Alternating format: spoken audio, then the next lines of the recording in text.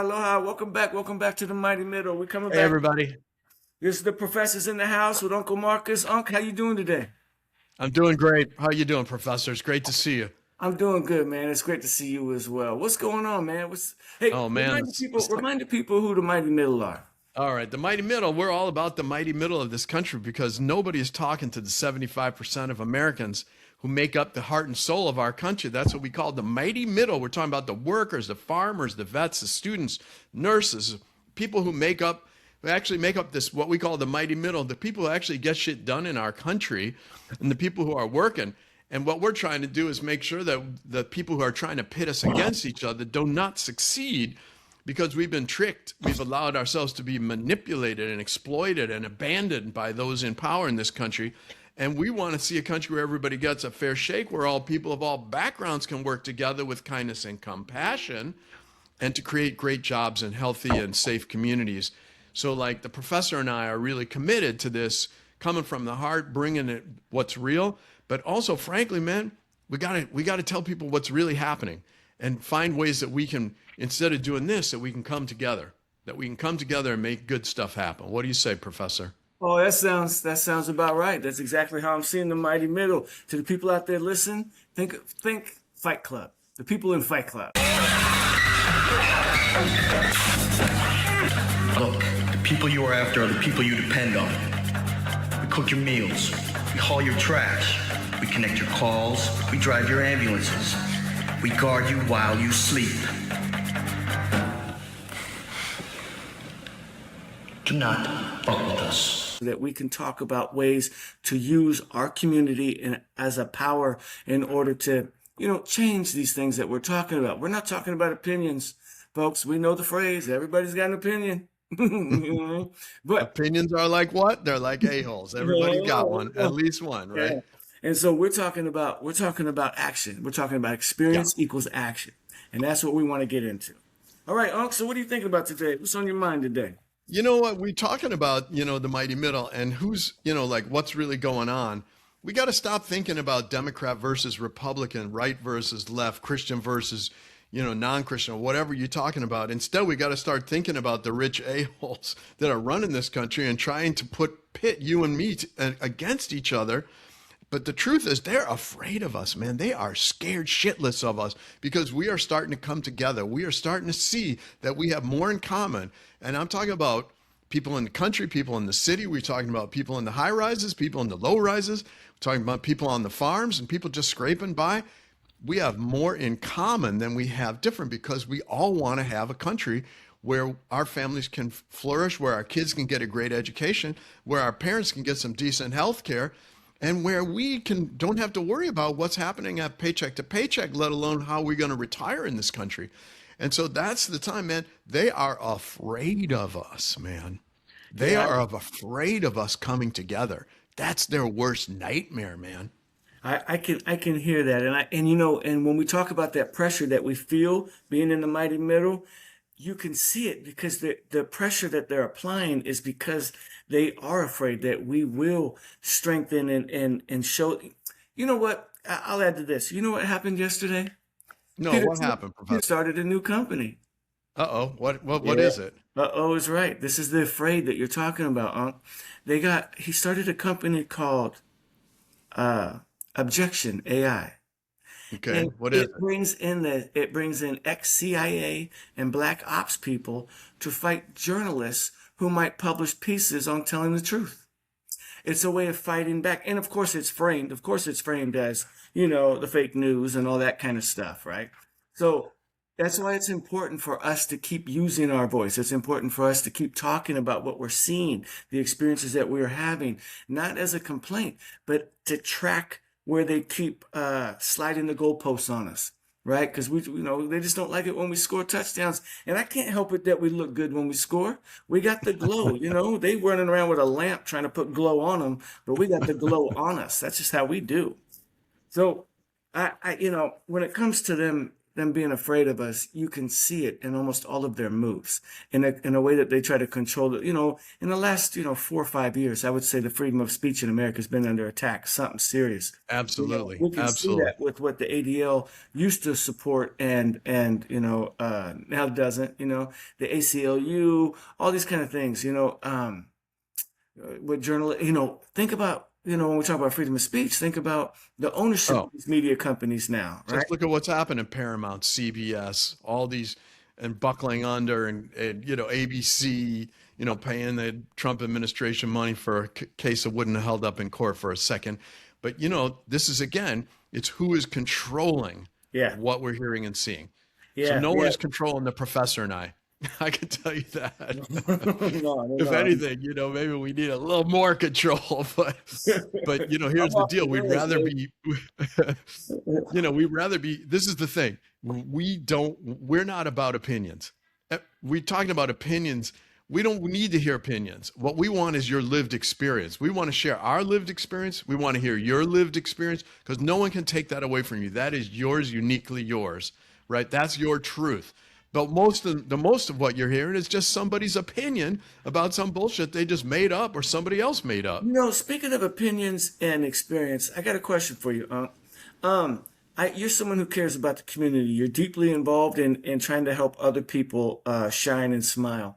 So I remember, like, it was a couple weeks ago, you went to a No Kings protest, correct? I did. And I'm wondering, there's a lot of hoopla, there's a lot of opinion about the No Kings experience, whether it's paid or whether it's staged or what's the point, that sort of thing. And Dude, if it's paid, I'm still waiting for my check. right, right. I had a sign that said unpaid local protester.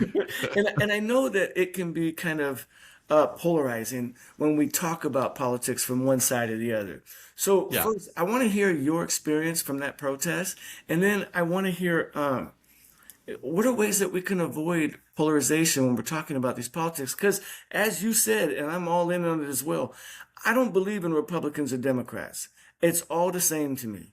And I mean, in the matter of fact, I think, like, if people who, like, hate Trump, the Trump delusion syndrome, they say, if they could just see that, like, just the way, just everybody has been fooled. I just think everybody, from the Obama to the Biden to the Trump, it's all been fooled, because the wars keep coming. Everybody's scared. They vote for no war. We got a war. We vote for, freedom of speech. They crack down on speech. We vote for these things. We vote for, Oh, no come on. abortion. You voted for no more wars. You voted for, closing the border, and you voted for, Well, lower prices. well, Well, you got one of them. that's just now. That's just now. Like, when we voted I for know. Obama, we voted for no more wars, and he's the drone king. We didn't got no wars, but we killed a million people.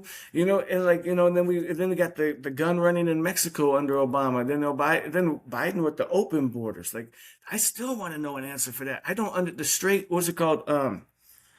That pass that all the Chinese people were coming through. I'm gonna have to. Oh, yeah. I'm gonna have to pull it up. But the one down in South America. But wait, here's the point. Whether, my daughter's friend used to call them the Demicats and the Republicans, Democrats in the because they're not, to your point, yeah, there are some similarities and so on, in the sense that there's still both parties. A lot of people in both parties are beholden to their corporate masters, and the Well, money, that's where the money machine pause comes that real from. quick. Keep that real quick. The corporate masters.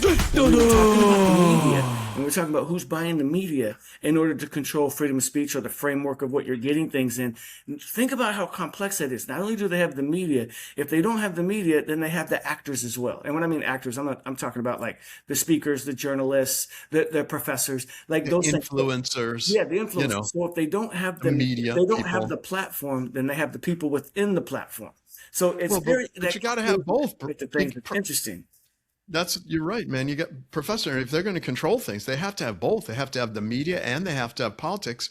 And if they have the politicians, then they have then they have law enforcement and the military. Okay. If you have all three of those things, you can destroy dissent. What just happened in Hungary is a major shocker, brain flap shocker, because that's the first time an autocrat who's been in power for, like, more than 15 years got sapped, man. I mean, he got sandbagged, and he gave up power willingly, which, hey, man, to the guy's credit, I mean, he's probably like is going to go down as the softest autocrat.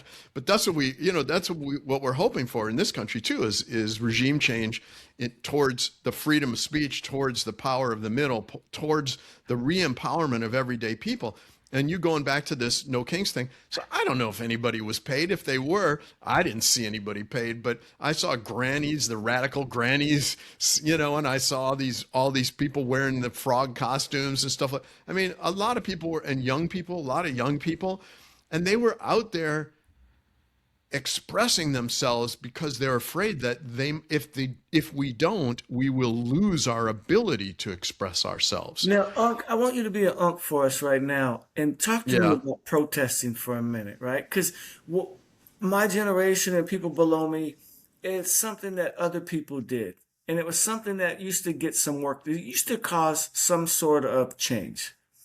Yeah. So like my parents, when we were kids, we marched with Martin Luther King for housing equality in Chicago. When I was growing up, that was a thing. And my brother, the hippie, we marched against he was older than me. As a kid, we marched against the Vietnam War. And what I realize is that there's solidarity. When you see other people, you realize you are not alone. Because that's what that's what the people, the controllers want. They want us to feel isolated. They want us to feel powerless. So even though you might say 2-minute city, yeah. So even though millions of people came out, there are still people who feel powerless. There's still people who are apathetic. There's still people who are overwhelmed or have been basically disempowered and so on. So coming out and protesting in itself is an expression. It's a release of energy. It's an expression of solidarity. But it also, man, the truth in history points out, and the professor can tell us, you only need 3.5% of the population to unite together for change, and you can have institutional and systemic change. Yeah. Okay. And that's exactly where we're headed in this country is to have, and that's what we're trying to promote here, is positive, peaceful change to re-empower the mighty middle of America, okay? And so what that protest was about, look, are there people who feel like, you read those signs, some of them feel like, Trump is the Antichrist, Trump is the devil. Okay, maybe is, maybe isn't. But the most important thing for me is to not lose our inherent humanity, which is that the people on the other side, whatever the other side is, are still people. And whether they've been deluded, whether they've been duped, whether they drank some Kool-Aid, whether they sincerely believe that what they are, protesting for or against is in the country's greatest interest, I don't want to lose. If we start thinking of them as not human, as not our friends, our fellow citizens who simply have different beliefs than we do. Like in the mighty middle, we have to have, it's a big tent. We have to have room for people who believe in Jesus and people who believe in Buddha and people who believe in Allah. We got to have a big tent because what we have in common is much more important than what we have that's different. Because what we have in common is our common humanity and our desire to create a country where everybody can flourish and where everyone can bring their best self forward, whatever that looks like, whatever flavor that is. And so when I think about that, I just don't want us to lose our common humanity, baby. I don't either. And so when I think about like working on a mission for the mighty middle, I think about like when you go to work, there's a bunch of people at work that are different than you. They have different views than you, but when you're there, you have one common goal. And I want to tell you this, everybody. Listen now, the professor's going to break this down. The only way you can get anything done is if you have a shared goal. You have to have a shared goal. Look, I don't know you. You don't know me. We're just starting to get to know each other in this mighty middle group this community we're forming. But our shared goal, it aligns us and brings us together. And if we don't have a shared goal, then we're not together. We don't have a rapport, a reason for a relationship. But with our shared goal of trying to create, enact a change, a sense of hope, right? Like we have been sold the term hope. We have been sold this idea. The guy got a Nobel Peace Prize for getting elected. Like how about we get I know. I wish that, that's a whole nother, but let's talk, you're talking about work, right? Yeah. So at work, when my friend used to say, I love my job. It's working I hate. Right. But a wise Buddhist once said, to me, there's 3 kinds of employees: the kind you want around, the kind you don't want around, and the kind you don't even know is around, right? Because there are always those people who are like, don't look at me, not me, not me, not me. And so, when you're talking about an organization or a company, we're uniting around the boss's plan. So if you want to be a good employee, you got to unite around the boss's Mission plan. statement. Or you can improve the boss's plan. That's your number 2 option. Or your number 3 option, the wise Buddha said, is to make your ass a new plan, get another job. You can't unite or support the boss's plan. That is a different situation because we are making money, right? My friend used to say, when I bitch about my job, she used to say, that's what the money's for. You know, that's why they're paying us, right? So if you don't like it, like my friend said, make yourself a new plan. Now that's different in society, because in society, we choose who we want to align with. We choose who we want to vote for. We choose who we want to worship. We choose who we want to befriend. And the thing is that if we choose only the people who agree with us, we miss out on the rich texture of life, okay? We miss out on what is possible, because only when we have both, right? Professor will be talking about, the thesis and antithesis and the synthesis and all that, Right. Academic stuff. But the truth is, I don't know about the whole melting pot thing, but I do know that if we all get in a pot together and stop boiling, something's going to get cooked. And hopefully it could be really good, because we bring different spice, different sauce, right, to what's going on. What do you we're think, all going to Professor? bring different experiences to the problem, to the shared goal, the goal of empowering the mighty middle, the goal of being able to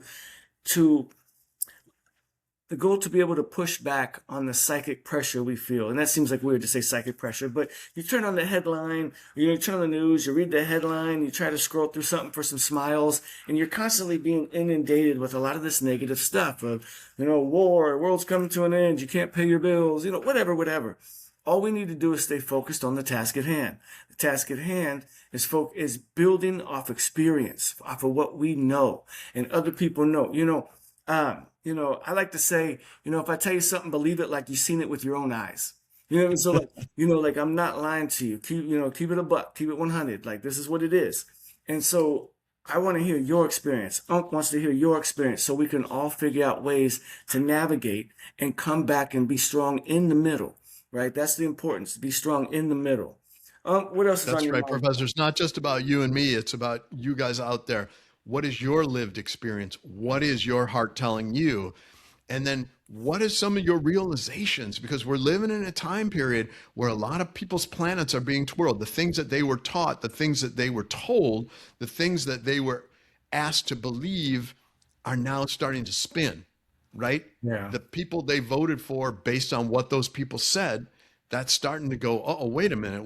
We're starting to see some I can see in the friction. comments I'm gonna hear, it's like, we're living in the upside down, or I can see in the comments like, oh, the Red pill and the blue pill, they're going back to the Matrix. going on, It's like, but man, I'll tell you this: when we talk about Matrix, there's a lot of red girls in red dresses around. It's like there's a lot of distraction. Is all I'm trying to say. There's a lot of distraction to keep us off our task, right? There's a lot of some simple stuff. If you wanted to, buy a car, but you keep, spending your money throughout the week on all the other little stuff instead of staying focused on the goal. In this community, in the mighty middle, we are focused on change. We are focused on experience equals change. And so I want to know what's working for you in your community. What's working when you're dealing with your kids in your schools and community? What are you facing? What do you think would change that? What's working, in navigation? Have you dealt with something from potholes to pot laws? I don't care. Just tell me what you're working with and what your experiences are. Get in the comments and share with us a little bit. Come be a part of this community. Heck, if you got some good ideas, we bring you on, we interview you, share with us. We talk. Absolutely. We want to hear from you. Yeah, we want to hear. That's right. We want to learn from each other, and we want to solve some problems. Yeah. If we can do that, if we can open our hearts, if we can listen to each other, and if we can come up with some solutions and move things forward, then everybody benefits. I don't care what you believe in, or who you voted for, or who you worship, or what sports team, as long as it's not the Red Sox. But whatever sports team I don't care. We don't care. The mighty middle is always about the heart, right, Man, Professor? Yeah, I know there's some Red Sox fans out there, so I will say this. I'm a Cubs fan, so I thought it was pretty funny that when they redid the Yankee Stadium, someone buried that Red Sox jersey underneath home plate. Do you remember that, Unc? Did you hear about that? Gino Castagnoli admits he did it, but he says it was done in jest. A woman answering the door at his home supports Castagnoli's sense of humor. Why did your father do this? Because he's the greatest father alive. After the New York Post reported the joke, Yankees officials had crews dig through 2 feet of concrete to remove the David Ortiz jersey.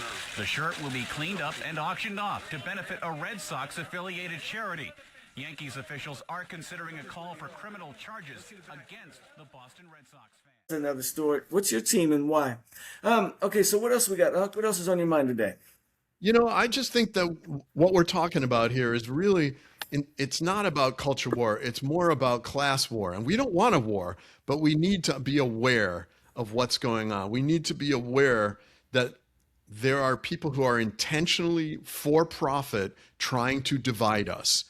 My friend calls them the polarization profiteers. But here in the mighty middle, this is the chatter that matters. This is where we're really trying to do stuff to bring people together. And we're trying to explain it in a way that is both from the heart, but also makes sense. Otherwise, when the professor breaks something down, I want you to listen to it because he's been schooled, man. He's going to school us on some stuff. And my role is to share my own experience and what I've learned over all these years so that, look, there ain't no magic bullet. Superman is not coming. But the choices that we have, that we make today, are going to decide the future of our children, our children's children, and this country. And there couldn't be a more important time than right now to come together. What you say? Yeah, I really like when I hear chatter that matters because that's the kind of conversation I'm trying to have. That's what I like having with you, Unc. That's what I look forward to having with all of you listening. Chatter that matters. I will say that when we start talking, you said something that caught my eye when we were talking about the forces. Oh, you move so fast. You drop so many gems in the way there. We got to pick them up along the way. I try to take notes when Unc talks, but Unc's all heart, so he just keeps going from the heart. Yeah, he always keeps going from the heart.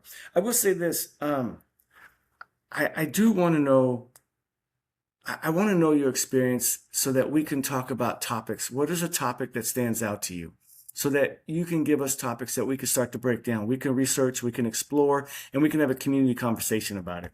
That's right. Whether it's about education, whether it's about drug addiction, whether it's about healthcare, whether it's about what is something that's weighing on you that you're feeling? Because when it weighs on you, we can try to figure out the pressure points of why it's weighing on you. Like, was it put there on purpose? And we think it is. I mean, that's what we're talking about. We think a lot of this stuff has been put there on purpose. And our strength, we're not asking you to go to war, but we know you are a warrior because you are living in America in these times right now.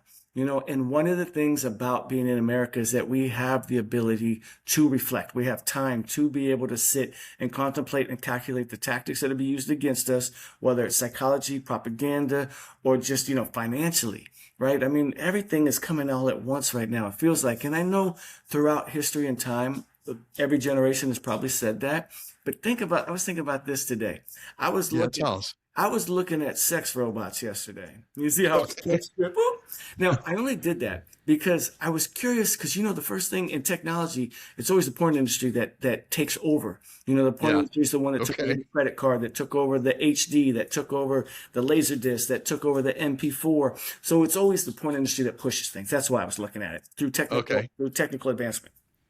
And I thought to myself for a second, and they got them out. They're out there. I bet. And we're 2 years away from it walking around the house and taking care of business. And I'm thinking to at least they're counting on it about 2 to 4 years. And I'm thinking to myself, my father grew up without a TV. He had to go to the neighbor's house to watch Elvis on a black and white. And look how far our generation, that generation has seen. Look how much they've seen from driverless cars. You know what I mean? To driverless cars. So the advancement, I think I mentioned this before, but I bring this up because of the pressure and when I say every generation feels like they have experienced or they've all felt like there's a lot of pressure on them from different pinpoints. I would say that nothing is experienced as in 2026. I mean, the train was a big deal. Being able to ship cattle from one country to the other. So then the refrigerator was a big deal to be able to save food, things like that. But I mean, the technological advancements that we have now from, FaceTiming from Hawaii. Ooh, I got the sun coming in. Yeah, man, you just lit up. Yeah, the idea of all of those things, all of those elements coming into play right now, from like I said, from FaceTime to robots to AI, and we're going to talk about AI and whether that's a false promise or not, just to prop up the economy, and then Yeah, we'll come back to that. yeah, there's a lot of conversation about that, and I hope to hear from you all as well on whether you think this is all real or fake. But because I'll dig a little bit. But the idea is that what is happening right now with the amount of technological advancement that's a part of our life. Unc, do you think you're a cyborg? No, but I'll tell you a funny story. When I was a kid and we would watch, like the Twilight Zone and the Outer Limits. Now I'm dating myself. Oh, Bella's barking here. My brother my older brother, that before he became a hippie, one day he looked at me and he goes, Mom and Dad are not our real parents. I'm like, wait, what? Yeah, they are. I said, he said, no. I said, what do you mean they're not our real parents? You're my real parents. He goes, yeah. He goes, because you're a robot. And I said, no, I'm not. He goes, prove it. I was like, how can I prove I'm not a robot? Like so technology, man, it cuts either way, right? It can be great, or it can like throw you off. It can destroy your life. It can like wreck things. So it's technology in service of humanity, not in service of the broligarchy. Right. Okay, And that's the That's deal. what I was talking about. So the idea of a cyborg is that you have two or more pieces of equipment attached to your body that control the way you affect this life. I have glasses and a watch. Yep. So that right there quantifies as a cyborg, right? And then we all have our phones connected to us. Who knows if the chip's coming, but then they got the glasses and the headsets and all that. But I like what you were saying about like, are you a robot or are you real? Because I mean, this is where we start playing with the reality in our environment around us. And Yeah. I believe that we can change our reality, our environment, excuse me, or our reality. I believe we can change our environment. And by doing that, we could pull in positive people into our lives and we can change certain things. And so that's what I want to encourage everybody in the mighty middle to focus on is the concept. Change yourself, change the world, man. If you change yourself, you change the world. Say, man in the middle. You know what I mean? That's right. Man I'm talking to the man in the middle. Yeah. I'm asking him to change his ways. I'm asking him to change his No ways. message could be any clearer. That's if you right. want to make the world a better place, take That's a look right. at yourself and make a change. I love that song. All right, man. Any final words, Unc? Look, you're right, Professor. Something's happening. Something's coming. It's not just this technological wave. There's also a heart wave. There's a people wave coming. And I believe that, what we're trying to do here at the Mighty Middle is help you build the strength and the wisdom and the compassion and the courage that you need to not just survive, but to thrive in these changing times and to find common ground with others, the people that you might not even notice before, or the people that you thought were your enemy, or the people you thought were the opposition. But the truth is that are just trying to make a life for themselves, just like you are, and trying to move the ball down the line for their family, for their kids and their grandkids. So I think we're in a tipping point, okay? I really think that we're at a time period where all kinds of stuff is happening. It could go either way. And our goal is to make sure that we unite together, we're stronger together, and go in the direction that is in everybody's best interest, both for us and the planet. Metaphorically and for fun, historically, the end of Aquarius, right? So we're bringing it all together to go forward on a positive new change. It's kind of, if we're going to be silly and fun. I don't Let the sun shine in, bro. Let the sun shine in. That's right. Let the sun shine in. All right, everybody, get in the comments. Tell us what you think. Share your experience with us. If you're interested in talking with us, leave that in the comments too, and we'll reach out. I mean, it's all about having an open community, Let's see. Any final quotes? I know you like to end with a quote. You got a quote for us? I don't have the best quote, but I do want to say that in this time period, look, you either been a fool, a mule, or a tool, but we want to school you, right? Because we don't want to be a mule carrying somebody else's bullshit. We don't want to be a tool for negativity, and we certainly don't want to be a fool. And so that's why we're here in school with the professor, okay? I like it. Yeah, let's erase that negativity. Stay positive, everybody. We'll see you next time. All right. Aloha, everybody.